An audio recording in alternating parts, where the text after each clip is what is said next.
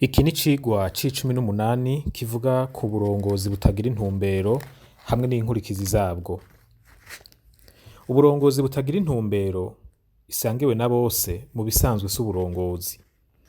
Ariko uravye ukuntu abantu benshi batahura uburongozi, ushizemwo mbere n'abitwa abarongozi, umuco w'uburongozi bwubakiye ku ntumbero nturashinga imizi gose, naho hariho amashirahamwe atari make amaze kuwakira, na cane cane amashirahamwe y'ubudandaji, amakaminuza amwamwe, amashirahamwe ategamiye leta amwe bita ama ONG, amashengero amwamwe hamwe n'ayandi mashirahamwe atandukanye. Ariko haracariho abarongozi bamara imyaka n'imyaka badashobora kuvuga imbonakazoza bafise, kandi abantu batabona iyo bariko baraja, ariko bakabifata nk'ibisanzwe. Ni kenshi cane abantu badashobora kuvuga ico bashaka gushikako, igicapo ca kazoza bafise muri rusange. Ushaka kubimenya, urabaza abantu nka 10 uti mu myaka 10 iri imbere mubona muzoba mugeze hehe nk'ishirahamwe, nk'ishengero canke nk'igihugu. Niwaronka 2 bashobora kuguha inyishu yumvikana muri abo 10, uzoba ugize Imana. Gukorana n'uburongozi butagira intumbero rusangi birafise ingaruka mbi dukwiye kumenya. Si ikintu dukwiye kwemera ko kibandanya kuko kironona cane. Ntawe ushika iyo atagiye kandi ntawe uzimira adafise aho ashaka kuja. Ntawe ushobora gusuzuma umurongozi ata kintu gifatika co kwisunga kihari. Uretse ko uburongozi butagira intumbero butabafasha kumva ko hari ico muzohava mushikako muri kazoza kandi mwese mwumva kumwe, bunatuma mudashobora gutandukanya umurongozi mwiza n'uwuriko arabononera, kuko mudashobora kuronka ikintu kimwe mwese mwofatirako mu kumusuzuma. Umurongozi atagira intumbero ni uwuvuga ko ayifise ariko arabesha, canke ntavuga ikintu na kimwe kuko ataco afise. Mu vy'ukuri uburongozi butagira intumbero isangiwe n'abo bwerekeye bose nk'uko nabivuze, si uburongozi n'ubuswaganyi. Kwitwa ko uri umurongozi w'abantu batazi ico ushaka kubashikanako udashobora kukibabwira, ni ukubatesha umwanya, ni ukubasamaza. Abantu nk'aba kubita abarongozi mu bisanzwe ni ukubabeshera, canke ni ukubatera iteka ribarengeye. Nabo nyene kuvuga ko ari abarongozi ni ukwibeshera.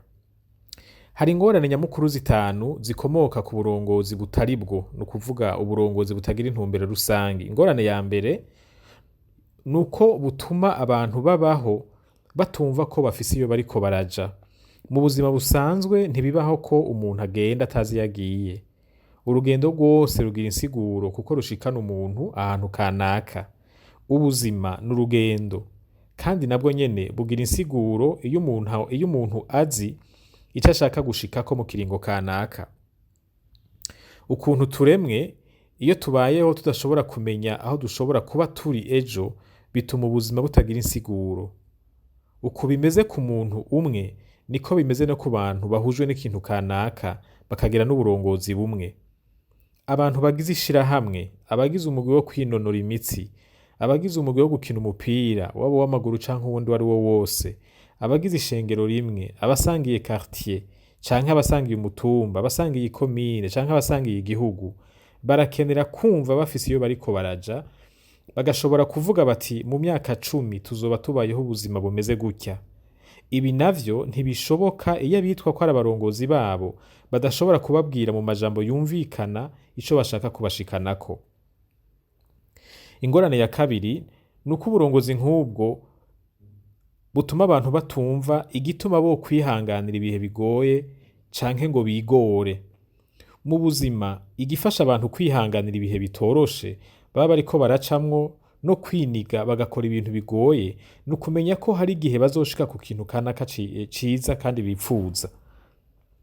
Uwuzi ko ejo hazoba heza kurusha uyu musi, kubwica ariko arakora uyu musi, bimuha inguvu zo kwihanganira ibimugoye no kwitanga kugira ngo aho heza ashaka haze hashoboke. Nk'akarorero, umuco wo kuziganya ushoboka ku bantu bafise intumbero. Bavuga bati niyimye bimwe mu vyo nahora niha mu kiringo c'imyaka 5, nzoba mfise umutahe wo gukora umugambi nipfuza. Uwufise umugambi wo kubaka inzu ntibimugora kwihanganira kuriha ingurane ya banki, naho bimusaba kwiniga. Uwudafise umugambi ntashobora kwikwegera ubwo buzima. Bisaba inguvu adashobora kuronka kuko ata mugambi uhari umuha kwiha iyo ndero. Uburongozi budafasha abantu kugira igicapo ca kazoza keza bipfuza butuma bataronka inguvu zo kwitanga ku bwako kazoza. Ahubwo butuma abantu barondera inyungu za vuba, ntibashobore kwiremereza indero discipline yobashikana ku biruta ivyo bafise, maze bigatuma babaho ari abantu birekura badashobora kwiha indero yobashikana kure. Ingorane ya gatatu, uburongozi nk'ubwo butuma haba ugukoresha nabi uburyo buhari. Ku rwego rw'umuntu, murazi ko twese dufise amasaha 24 ku munsi. Ukuntu tuyakoresha biratandukanye. Abantu bose bakoresha amasaha yabo neza n'abantu baba bafise ico bashaka gushikako.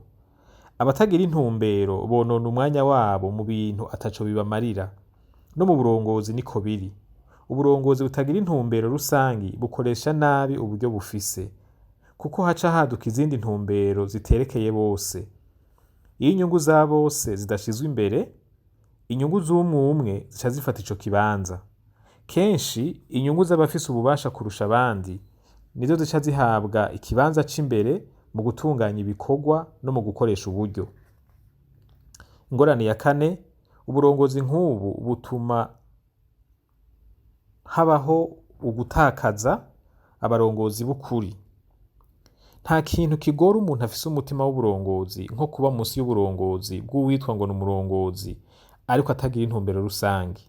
Biraruhisha umutima kandi bishobora no gukwegera umuntu ingorane biciye mu gatotezo gakomoka kuri uwo murongozi. Kenshi abantu nk'abo baruhira kuva mu bikorwa bajejwe bakaja aho bumva ko bariko barakora ikintu gifise intumbero. Kubera uwitwa ngo n'umurongozi ariko atagira intumbero rusangi, abatinya abantu babona kure kumurusha, kumuguma hafi bishobora kuba bibi kurusha kumuja kure. Uko niko amashirahamwe mbere n'ibihugu bitakaza abakozi bari bashoboye kuyashikana kure. Ingorane ya gatanu ariyo ya nyuma, uburongozi nk'ubu butuma hubakwa umuco mubi wo kuzimagirika. Uburongozi buhari nibwo bubera akarorero abana baba bariko bararuka. Iyo uburongozi butari bwo, no kuvuga iyo hari uburongozi butagira intumbero, abana bagakura arivyo babona, bikaba ari ibintu vyamaze kumenyerwa bikamera nk'umuco, abariko bararuka nabo baca bumva ko ibintu ari uko nyene bikwiriye kumera. Ibi muzovyumva mu majambo avuga nk'aya avuga ngo nanje nohashika nogira nk'uko abandi bagize. Iziza guhona zihera mu ruhongore.